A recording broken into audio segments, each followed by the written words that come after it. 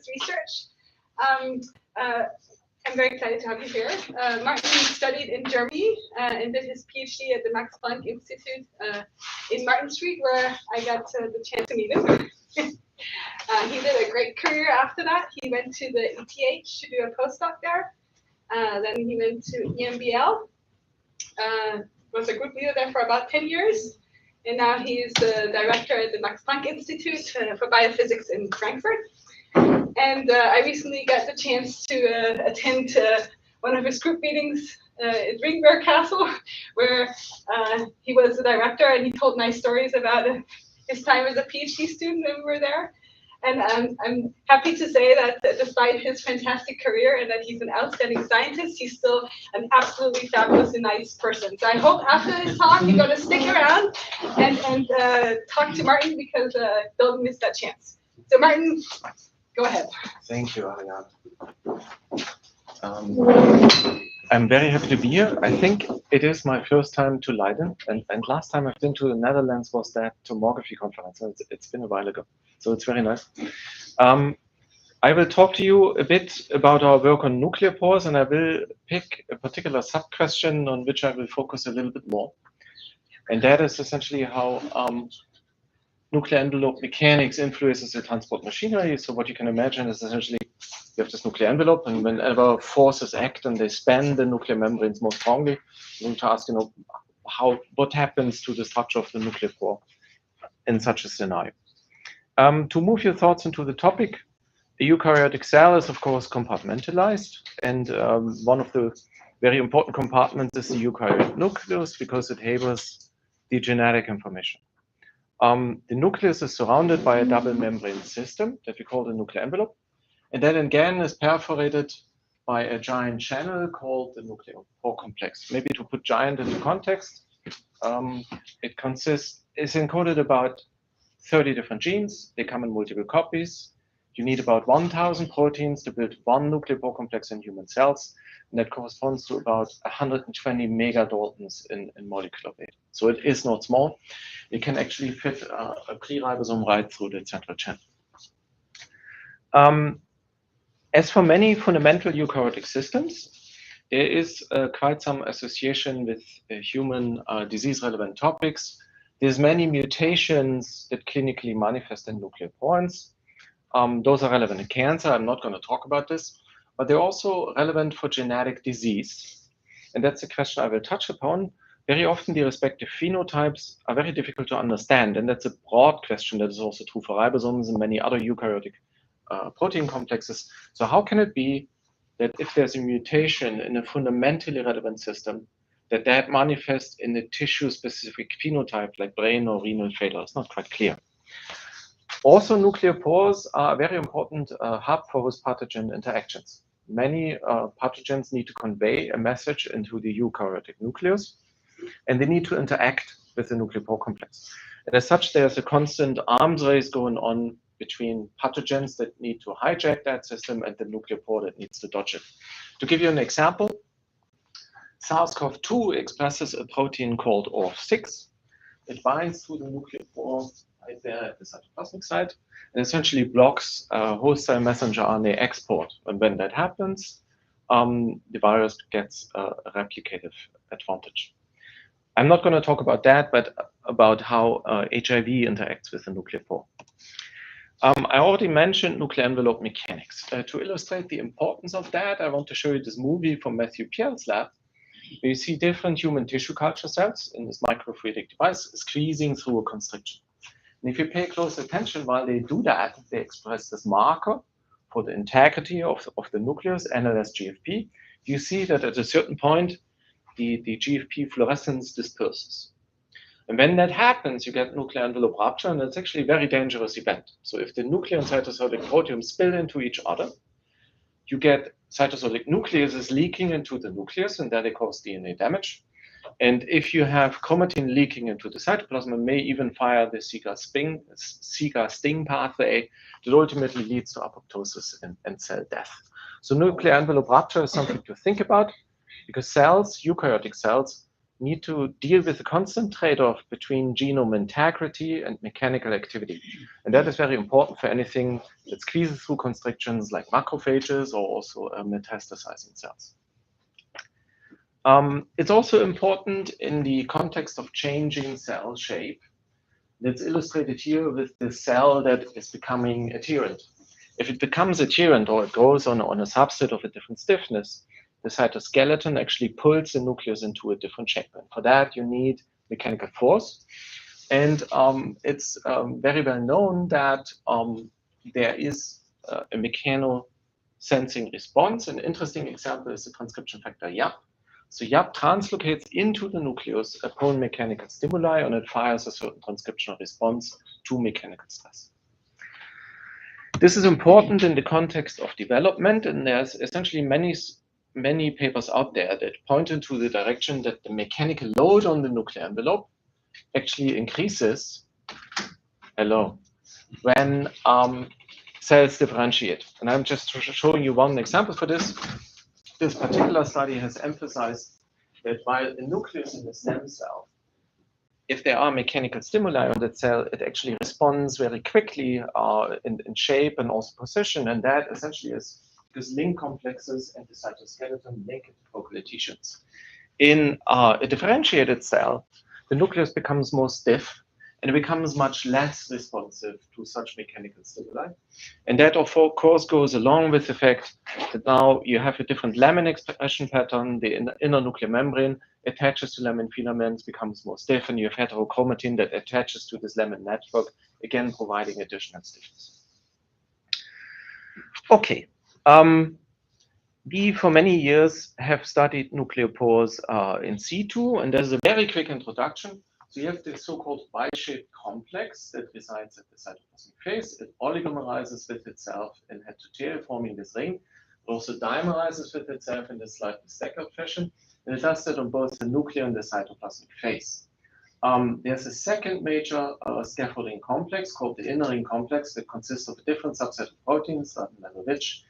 Interesting is that its higher order oligomerization state is organized in a very similar manner. So it oligomerizes with itself in head to tail and staggers with itself in a slightly rotationally shifted fashion in order to form 4 stacked rings in the inner ring. So that was a quick introduction to about 600 scaffolding components of the human nucleopore.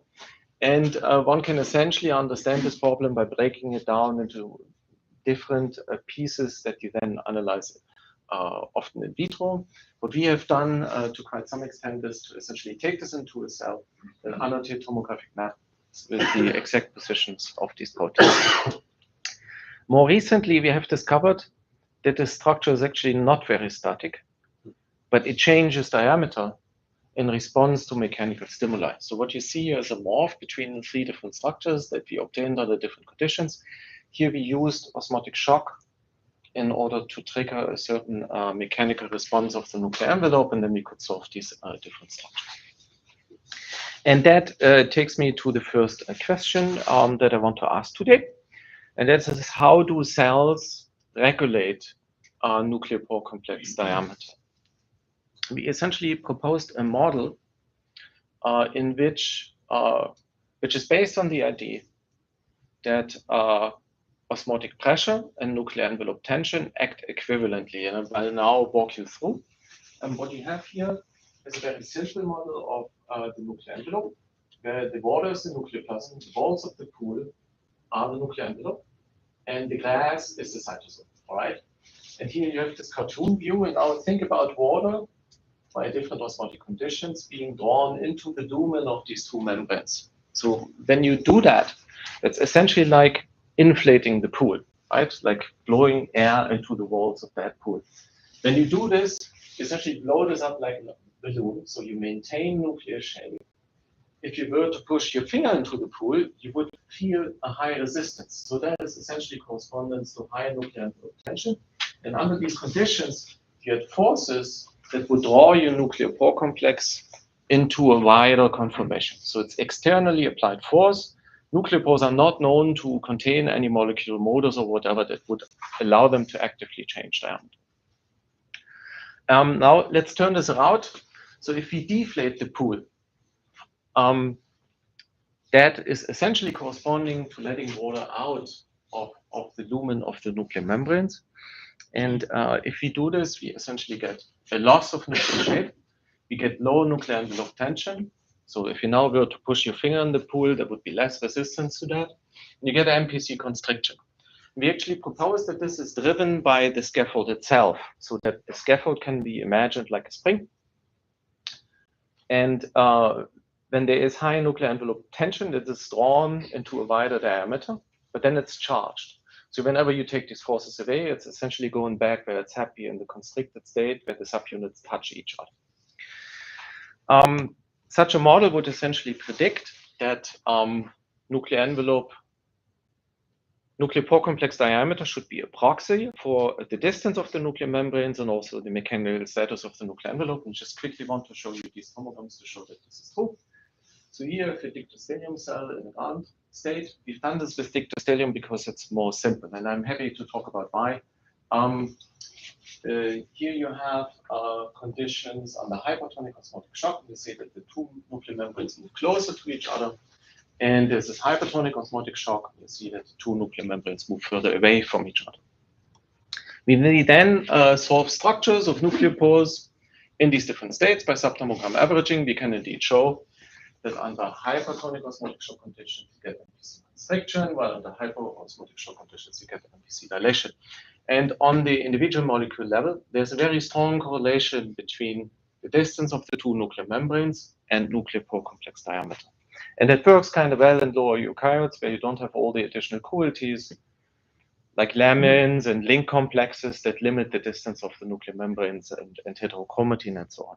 Okay, so what we learn is that essentially nuclear envelope tension regulates nuclear pore complex diameter.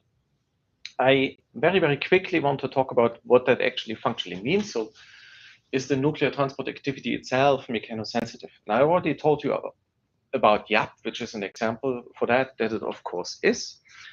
We have done some experiments where we looked at the passive diffusion of molecules, which is still a very important nuclear transport mechanism, right?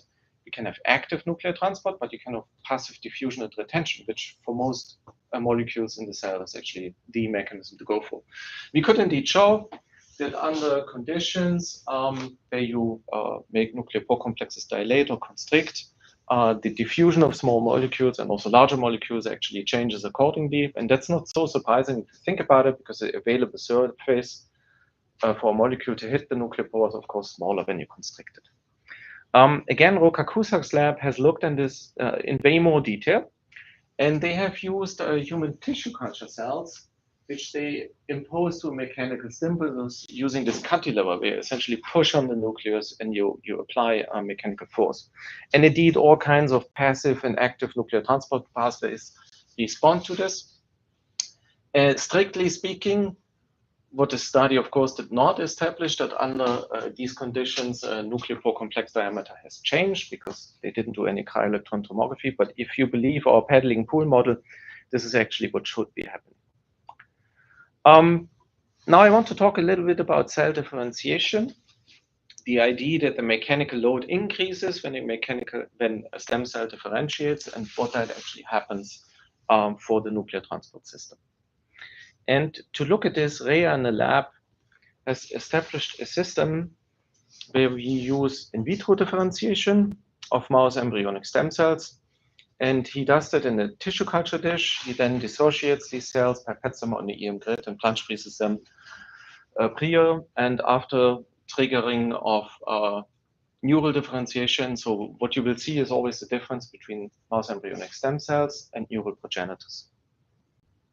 And to answer the first question, so do nuclear pore complexes respond to this? So if the mechanical load increases, they should actually dilate, and that's indeed what's happening. So you see a wild type mouse embryonic stem cells, neural progenitors. And if you look at the structure of pores, you see they become wider. We've also done this in a knockout condition of a scaffold nuclear pore, and I'm going to explain this in more detail in a minute. And when you do that, you see the exact opposite. You see nuclear pore complex constriction in the knockout, which is complicated to explain, but I get there. So now I want to cut back to the introduction and ask, how can that actually be? How can perturbation of a central component of the nuclear pore complex manifest in a tissue-specific phenotype?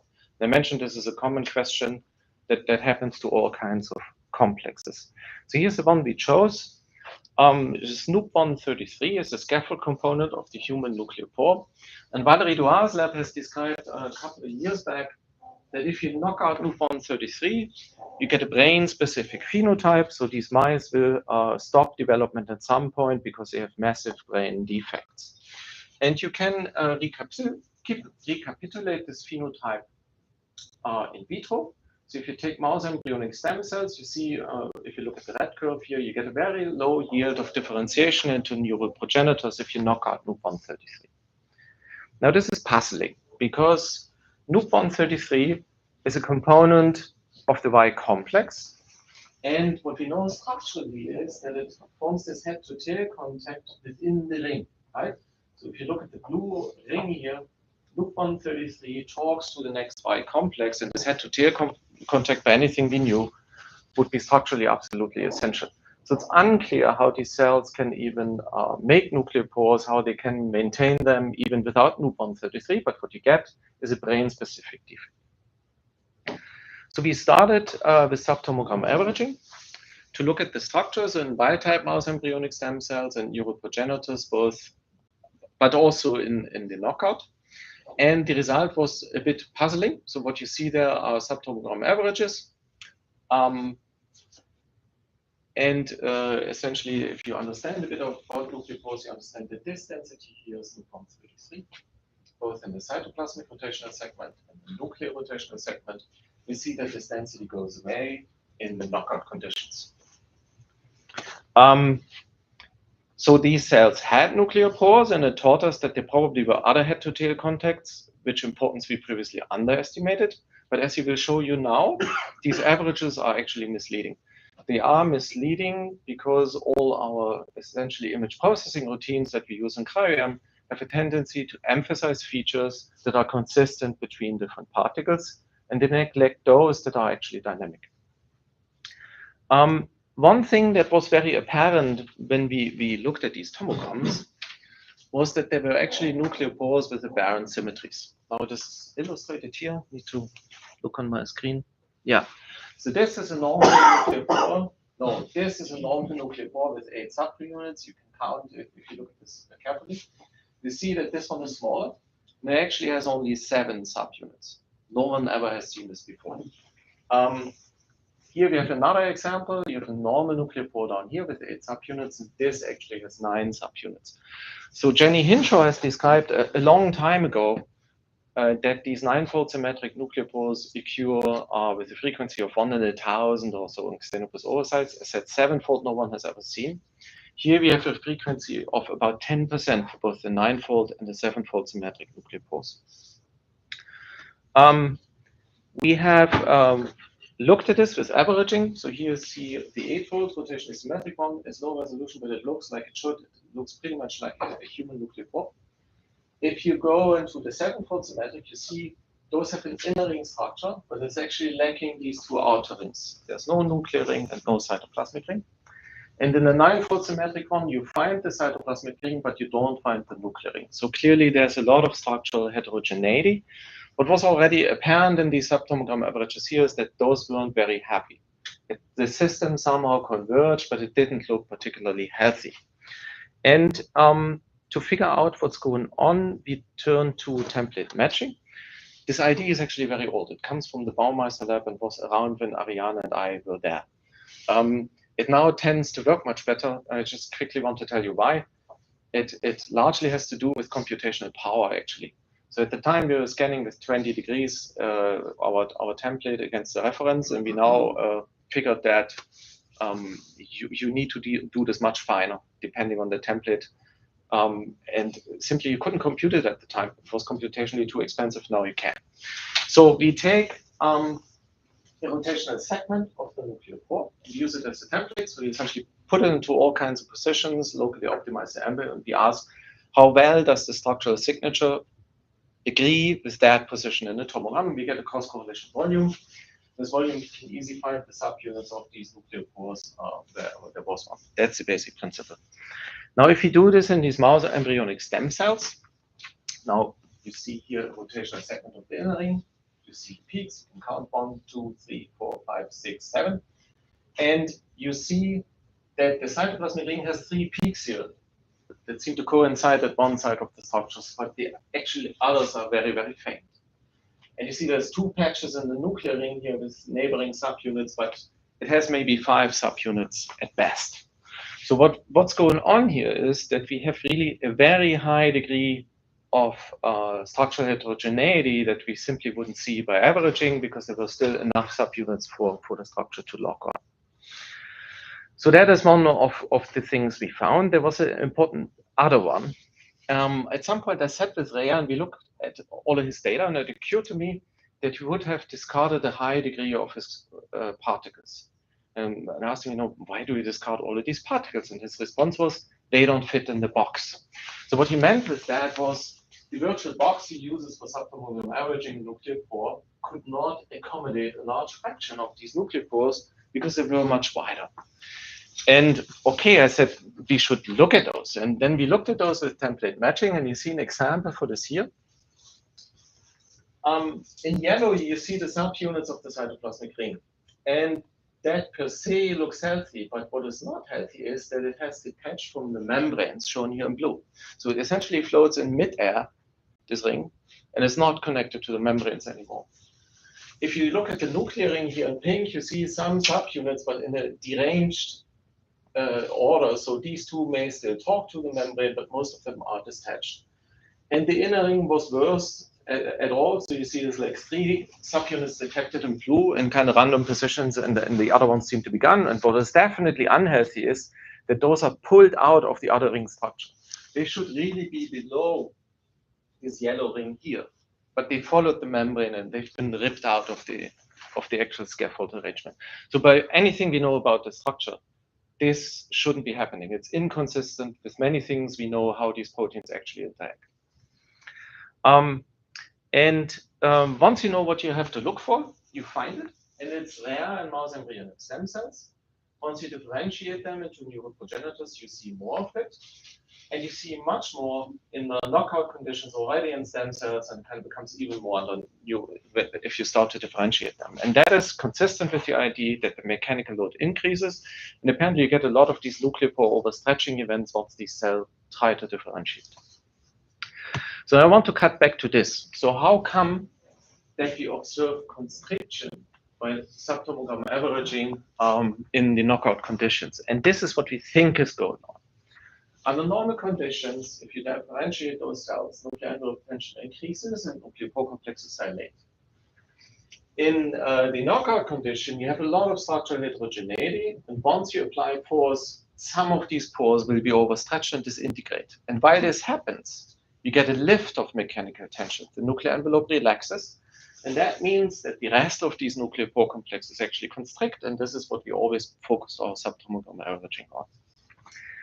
Related to this, I want to come back to a question that I initially talked about, namely, I told you that nuclear envelope rupture is something very important for a eukaryotic cell, and it needs to deal with this trade-off between genome integrity and mechanical force. If you think about it, we don't yet have a molecular concept of what nuclear envelope rupture actually means. And this was also always my favorite model. It essentially means that you tear the nuclear membranes until they can't hold and they rupture themselves. But now thinking of it, an alternative scenario could be that you actually rip away membrane from the nuclear pores. Or third, what could happen is that you disintegrate nuclear pores. And at least under these conditions, our data very strongly point to this last scenario, which previously hadn't been considered. I want to briefly cut back to actual structural information, and I want to ask what happens actually to the scaffold if you disintegrate it with these forces. And there's 2 points I want to make. So this is our latest structure, and I'm not going to talk about it much. But with recent improvements, we're actually able to trace so-called linker nuclear points. So linker nuclear points are intrinsically disordered, and we project through the structure, and they're actually spatial organizers. We think these proteins are very important to make sure that in the higher order structure, you have the right stoichiometry and the subcomplexes are assembled in an appropriate way. And one of them, called NUC35, actually connects between different protomers. It's an obligate dimer, and it's seen as N-terminus forms these two short linear motifs that actually connects neighboring spokes of the inner ring complex. If you look here, proteins are between the subunit and connected. The dimerization interface is actually right there. And if you now look at the morph of the human NPC when it's being stretched, you see that these slims that connect between the protomers are actually strained. So what one could imagine could be happening during overstretching is that you simply rip out these slims from the neighboring subunits, and that explains why the spokes are being disconnected. A second very interesting protein in this context is GP210, and that's actually overexpressed in metastasizing cells. So this ring has been removed here. There's an additional ring beyond the membrane, so the membrane would be here, and then there would be GP210. You see this dark blue ring here, and GP210 forms this really elaborate structure of many subunits that have many actually very similar interfaces with each other. And you see that these interfaces are massively stretched when you dilate a nuclear pore. So you can really imagine that this could be the spring that counteracts, so to say, the overstretching of nuclear pore complexes.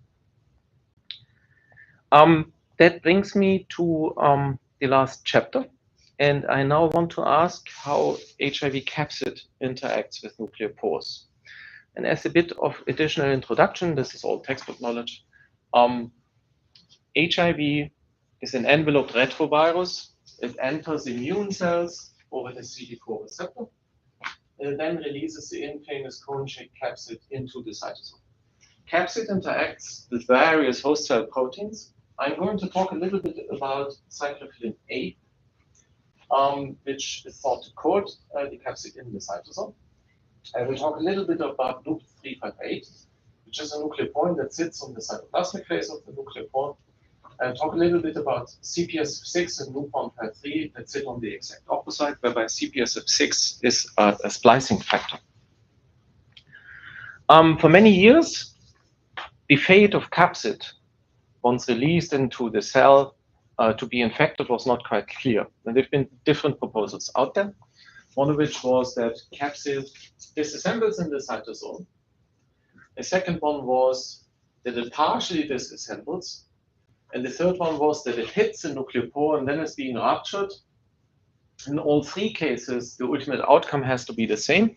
You need to release the pre-integration complex or the retrotranscribed viral genome into the nucleoplasm, where it then can integrate into the host cell genome in order to become latent. Once that happened, infection is done. And the latent state is actually something very dangerous because essentially then you cannot really get rid of it anymore. You can use certain drugs like lenacapavir to keep it in check, but there's no real cure anymore. So the thinking has been triggered by a number of different experiments. What I show you here on the left side is a structure solved by John Briggs, while they actually were next door to our lab at EMBL. And Simone Mattei at the time was interested in the position of the pentamers in this hexagonal lattice, which are shown here in blue. But what is important for the thought is that the broad end is about 60 nanometer wide. About because not all capsids are the same. This fullerene-like code assembles a bit stochastically. So if you look at different capsids, they don't look all the same, but it's about that.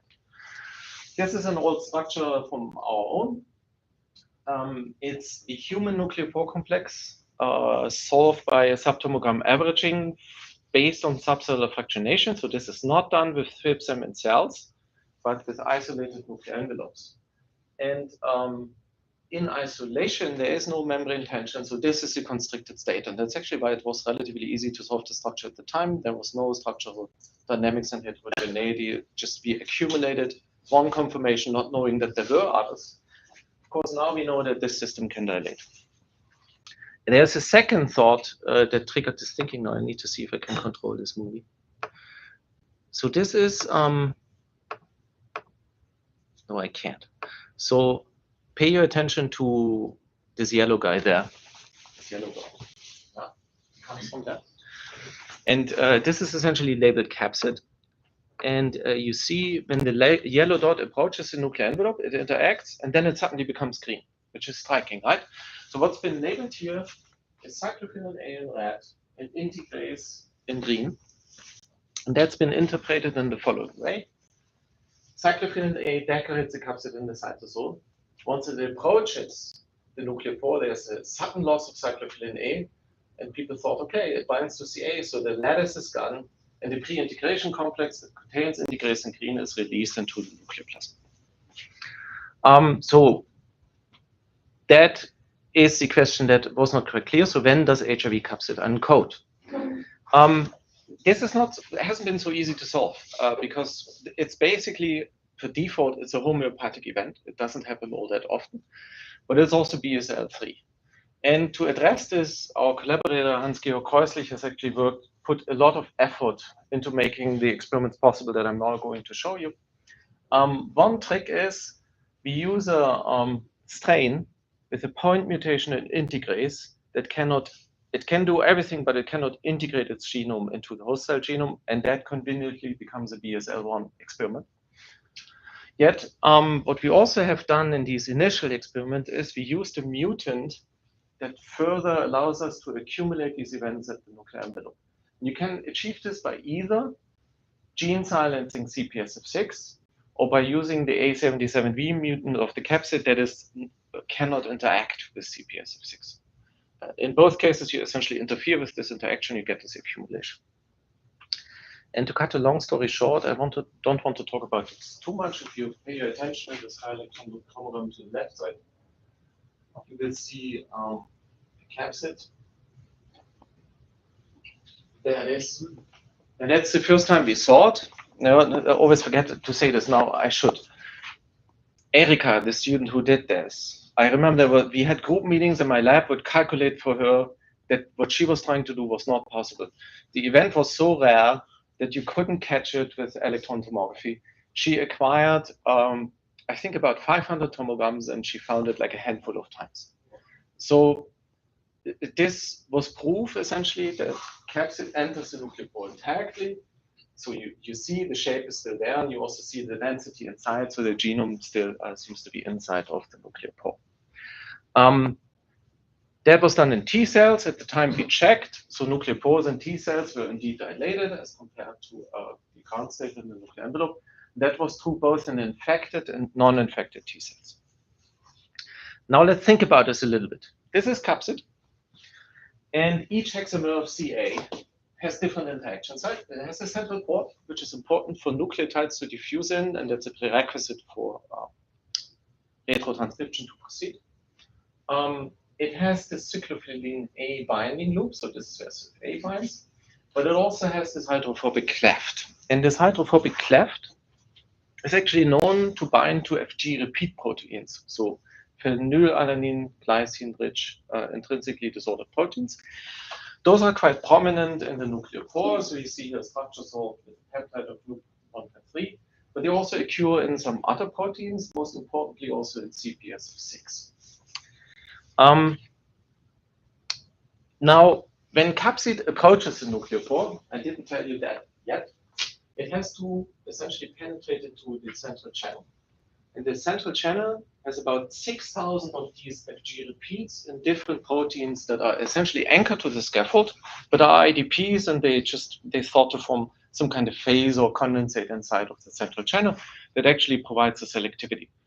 That is simple biophysics, is highly hydrophobic, and proteins that can penetrate into the nuclear pore somehow have figured out how to talk to this hydrophobic phase. This is what nuclear transport receptors, for example, does, or run, whatever. Now, this is a recent paper from Dirk Görlich. He's used in vitro condensate. So now you can take one of these IDPs and just concentrate it in vitro. You get these droplets. And Dirk has spent a lot of time showing these droplets mimic some properties of nuclear pores. They exclude inert proteins, so the vast majority of the proteins will never go there. But then strikingly, if you load capsid with M-cherry, you see that capsid actually penetrates into these droplets. And maybe even more strikingly, this is an electron micrograph from a back-to-back paper from Jack's lab from Australia. And this is essentially a cryo-EM picture of such a droplet. And you see how capsids essentially penetrate inside, and they like to do that. So the picture that emerges is capsid surface likes FG nuclear points. It seems to be the ultimate attack complex that's been made to dissolve in the nuclear pore, and it likes to go there and get inside. That's its major job, apparently. Okay, so let's take it into a real cell and a real nuclear pore. The situation is a bit different than in these in vitro droplets, and the most important difference is that now the environment is spatially highly restrained, right? So capsid is a bit broad or as broad as the central channel. There's 40 megadaltons of FG repeat proteins that it needs to displace. So first would like to ask, does capsid remain intact when it squeezes through the central channel? And actually for many years, it's been my favorite hypothesis that actually mechanical straining of the capsid when it goes in the central channel actually cracks it, and then a pre-integration complex is released in the nucleoplasm. But unfortunately, experiments don't tell you what you want. They tell you what you ask for. So we went to macrophages, and Hans-Georg's lab has essentially shown that in macrophages, conveniently, 48 hours post-infection, capsid accumulates at the nuclear envelope. And that allows you to get tomograms like that, where you see quite a patch of a macrophage, and capsid is labeled in yellow. There's a number of capsids. And you see that there are several in the single tomogram already that penetrate into the nuclear pore. So for those of you who understand a bit about cryo-EM, you will certainly have realized that this is a plastic tomogram, which is still useful to screen samples, particularly if they come from human donors and so. Now let's take it into cryo. To work with macrophages is actually very rewarding. They just grow on the carbon, and so they are flat, they vitrify. So once you have them, it's very, very nice. So we made FIT lamellae, and then you essentially, it's not such a big deal. You find capsids in these macrophages if you use the right titer for infection. And you find the nuclear envelope, and you can now get cryo-electron tomograms of capsids penetrating into the nuclear pore. We can group these capsids according to their subcellular localization, and we can use subtomogram averaging to analyze the lattice. So what you see on the left side is a subtomogram averaging analysis of a video that essentially recapitulates a paper from John Briggs from a long time ago, and that's exactly how it should be. It's a hexagonal lattice. From this hexagonal lattice, you can infer the position of the pentamers. You can then average them separately, and that all looks how it should. Now we took it into the cytosol. You see an example for this here. Again, the lattice is beautifully intact. Here you see it penetrates into the central channel of the nuclear pore. So here are the fused inner and outer nuclear membrane, and voila, the lattice is still intact. And you can also not sense any deformations or whatever. It beautifully traces. And you can go post-nuclear pore complex, and you still largely recover the hexagonal lattice. It is incomplete, but I'm not sure that has a biological meaning, because generally these tomograms we get inside of the nucleus are less well behaved because there's an increased molecular crowding. So for anything we looked at, you always need more particles to get the same results. It's still rare events. So I actually think there's a technical reason for this lattice being incomplete. My motivation there is, I think it should immediately fall apart if these patches were missing that we couldn't trace. But we cannot be 100% sure. All right. If you look at the structures, we find something very interesting. This, again, recapitulates John Briggs' structure. Is how the hexagon looks. This is the known binding site of CIF-A. So the PPI is domain of CIF-A by itself. You know this from work from Bijong's lab. And you see it's occupied in the cytosolic lattice, and it's unoccupied once they enter the nuclear pore. So that essentially is consistent with what many people have believed, because there's a cyclophilin-like domain at nuc358 at the cytoplasmic phase of the nuclear pore that has a slightly higher affinity. And this domain probably strips off CIF-A and then allows the FG nuclear points to interact with the lattice. Okay, so we learned that capsid is not bothered by this condition too much, so I'd like to turn this question around and ask, does HIV capsid actually induce any structural changes to the nuclear pore? And it's actually also a long-standing question people have asked since a long time, could a nuclear pore complex locally adapt to a certain cargo? May it changes structure to transport an mRNP? Can you import and export at the same time, at the very same pore? And to the best of my knowledge, it's actually the first cargo for which we can ask these kind of questions. So what you see there is structures of nuclear pores engaged with capsid, sorted according to the spatial progression of capsid. And you see a couple of events where the capsid actually deeply penetrates. Now we go back to template matching. I already introduced that, and we use this question to ask, how about the subunit of those particular nuclear pores? Are they all there, and which conditions are they? And if you do that, you see something very fun. So now here are 8 subunits, 1, 2, 3, 4, 5, 6, 7, 8, and you see it's a huge distance between the first and the 8th subunit. So that really shouldn't be the case. There's also different phenotype, as we saw in stem cells before. Apparently, this ring has been overstretched. You see it's the same scenario somehow for the inner ring, which is much wider than it should. There seem to be subunits missing here. And the nuclear ring in this particular case is a particular poor condition. So we tracked 3 subunits clearly and then none. It's very, very clear data. I pick another event just for fun. This is event number 4, so to the very right side. And that has a capsid post-nuclear pore complex. So it's not even in the central channel. Still, we see the very same. There's a very long distance between the first and the 8th subunits. There's something funny going on in this region. Here we track 7 subunits, and then there's a long distance. And the same is true for the nuclear ring. So all these 3 rings are cracked, and these events actually do not rotationally register, which is interesting for those who understand a bit about nuclear pores. Okay, that's an anecdotal observation, but we can turn this into an assay. So the assay is essentially shown here. So if you have a ring cracking event, these 2 subunits become wider, right? But that it is something that you essentially need to confidently track these 2 subunits. What is much easier is, and that coincides, is to track the compression of the other subunits, right? So each box is an average angular distance of neighboring subunits. And you see these pink boxes there. These pink boxes are NPCs that actually had capsids associated. And you see that they are all in the red zone there, where the angles have been compressed to a large extent below a certain threshold. That makes it inconsistent with the eight-fold rotational symmetry. And you can repeat this experiment in non-infected macrophages, and the signature is gone entirely. So this is very highly significant that these ring cracking events occur in macrophages, and they occur in many NPCs where we don't see capsid.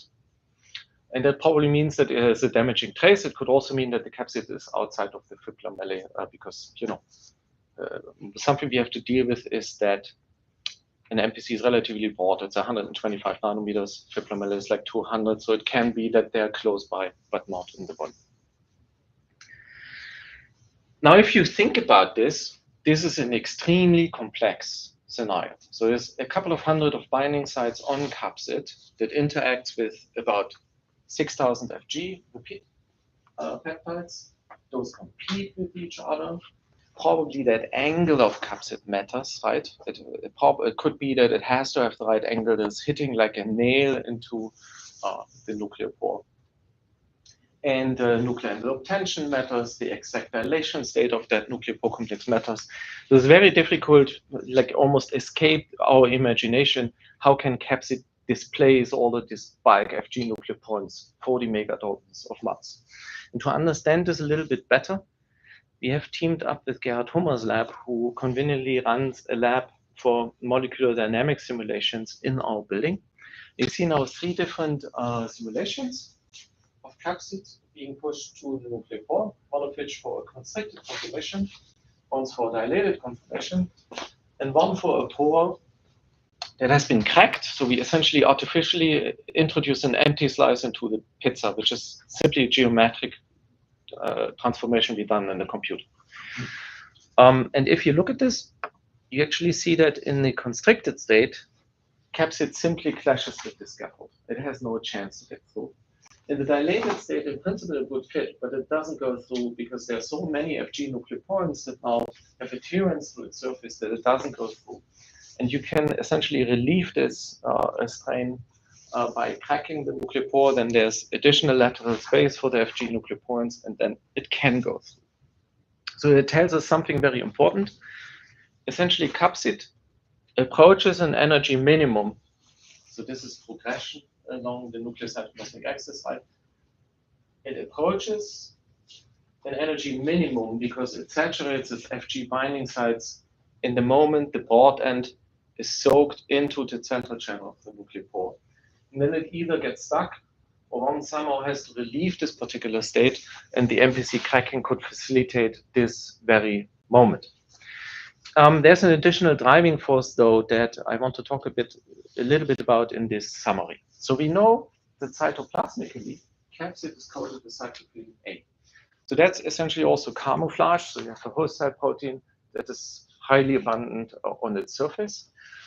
CFA is stripped off in the moment it approaches the nuclear pore, and it now interacts with Fg nuclear points. It's getting stuck and compresses these Fgs.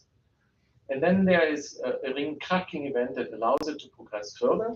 But there's also an affinity gradient because CPSF6 is known to bind it with very high affinity in the cytoplasm. So as soon as CPSF6 is there, it codes capsid in the nucleoplasm. And unfortunately, that also means that one now has to look for cellular factors that disassemble capsid post-nuclear pore complex. And again, that's something that people didn't have on the radar. So you go back to square one and need to start looking, essentially. So CPSF6 was a candidate in loop 153 to break it apart, but it doesn't seem to be the case. Then the new idea essentially is that we get a nucleoplasmic code that again is camouflage and stabilizes the lattice. And there has to be yet another trigger to remove CPSF6.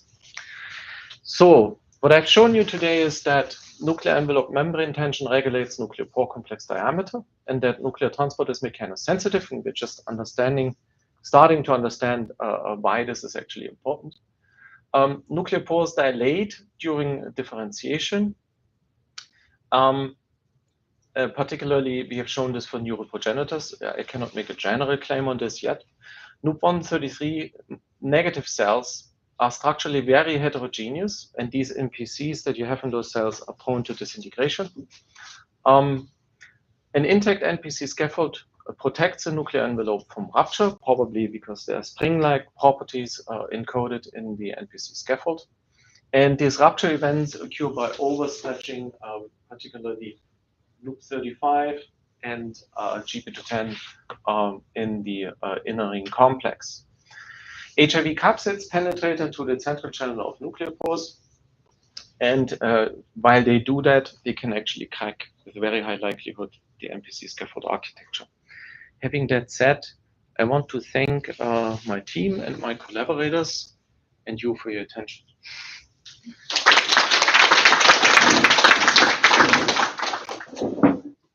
Thank you, Martin, for this amazing talk. Are there any questions? Tino. Oh, yeah. So thank you for your really cool presentation. It was a blast to look at. And I was wondering, is it also, have you ever seen if those cracked rings can actually form back together? So let's say you have infected your macrophages, and then you know a certain percentage of these rings was cracked, and so we also showed like if you take a later time point to see if this cracking can. This is, of course, a very, very good question. We thought about this a lot, which is experimentally very difficult to address. Simply because by default, you cannot, with CAR-EM, you cannot know the history of that pore. At least I wouldn't know how to do that.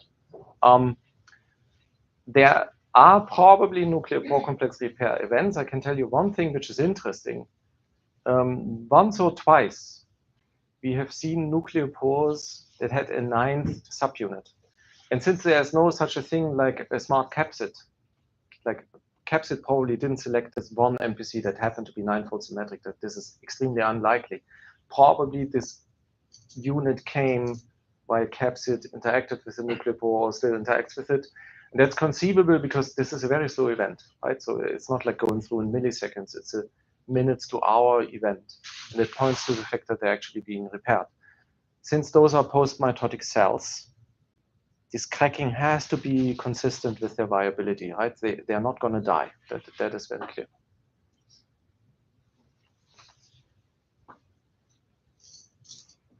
Me? I missed something perhaps. I was wondering why does the nuclear pore need to crack before the thing can actually make it through? Because there's this variation in the capsids. You would think that the capsid could also just get smaller and then make it through without having to crack it. So it seems like evolutionarily a good strategy, perhaps. To become smaller, yeah. I don't know, but I like to turn this argument around. The evolutionary advantage is that it can deliver a higher payload. That seems obvious. There's another cool hypothesis now, which goes back to this idea of nuclear envelope rupture. But it remains hypothesis. But maybe it likes that the DNA repair machinery is recruited right there in the moment there is nuclear envelope rupture event, because that is known. So you bring all these additional factors if you have a double-strand break. Maybe there's a benefit from that, but this is pure speculation. Yeah.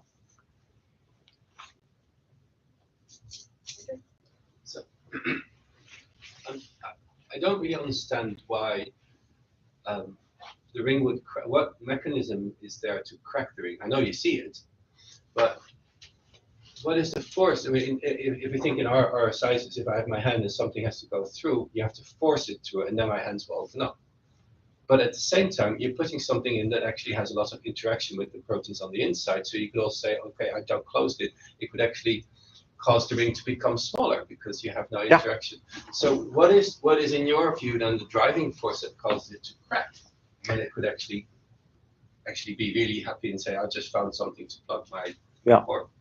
My view on this is that you have this particular shape, which is also something interesting. Apparently, HIV during evolution has went through a lot of effort to make this cone shape, and the cone just does not fit through, right? So it depends a bit on the distributions, but for the majority in capsules and for the majority of nuclear pore, the statement is fair that it will shear the scaffold, it will hit it. Now the number of binding sites increases towards the broad end, right? So the broad end wants to be submersed. And that is our view that this generates force. And do you think, as it's coming through, things must change? Do you know if there's any correlation between the activity of the reverse transcriptase and passing through the nuclear pore, or does the reverse transcriptase start long before it hits the nuclear pore, or does it only start when it is in the nucleus? Or is there no correlation at all? That is known, and it's really other people's work. Retrotranscription definitely starts in the cytosol and it finishes in the nucleoplasm.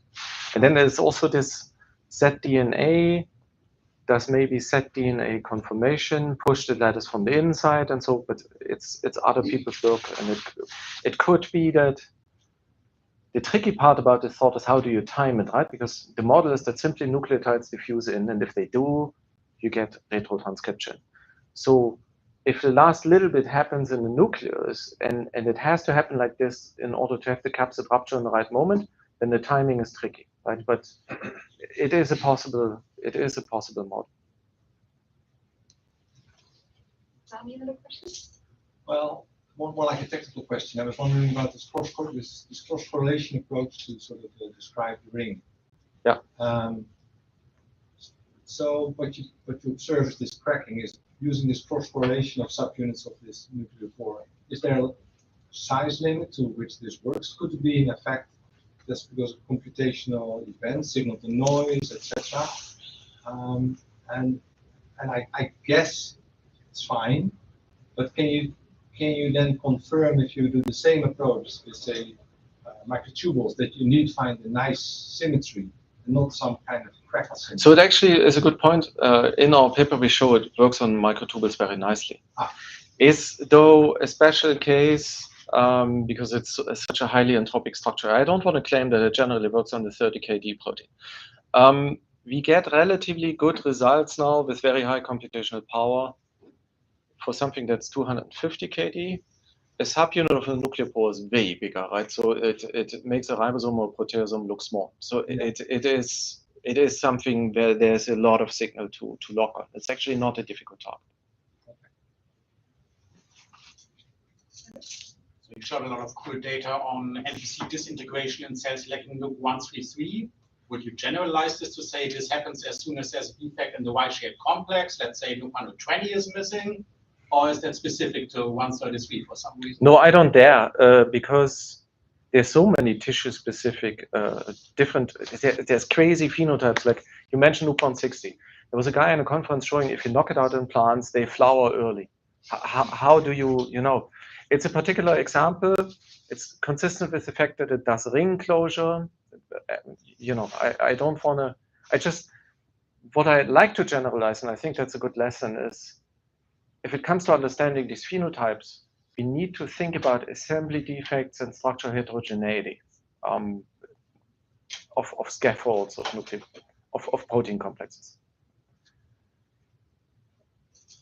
About structural heterogeneity and the template matching approach, I was wondering, this may not make sense, but if you have a tomogram and you pick 2 ribosomes, and instead of using an external ribosome structure as the template, you use ones that you find in your data set, do you reproducibly find all the same ribosomes if you use different in data set templates?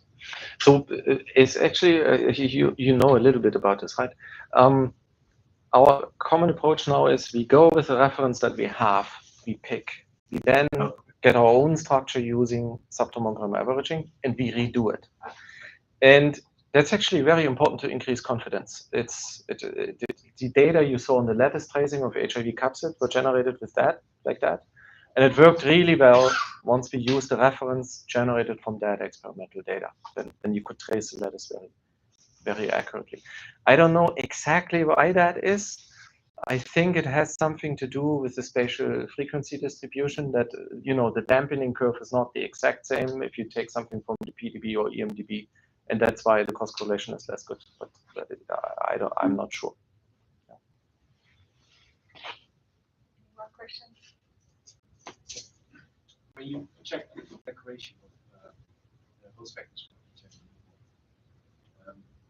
were you able to check the coverage of CPSF6 on the capsid levels? Like say something about what the locations where CPSF6 binds.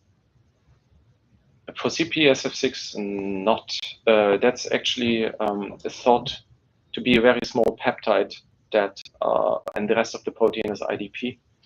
People have done this with single particle EM, and then you see it. That's worked by John Briggs. We wouldn't be able to do this with tomography inside of a cell.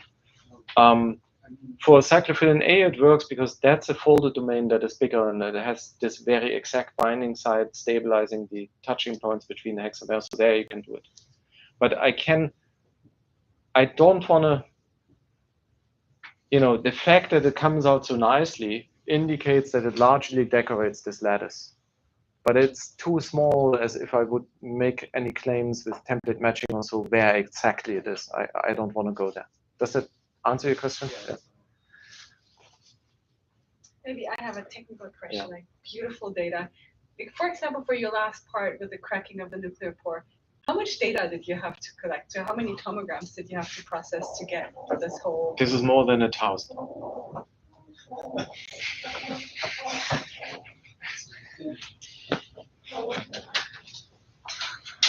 So no more questions. Oh. On those lines, do you think that if you want to detect something which is not that small, that you can do research with less than 1,000 tomograms? I think we need to get, yes, positively.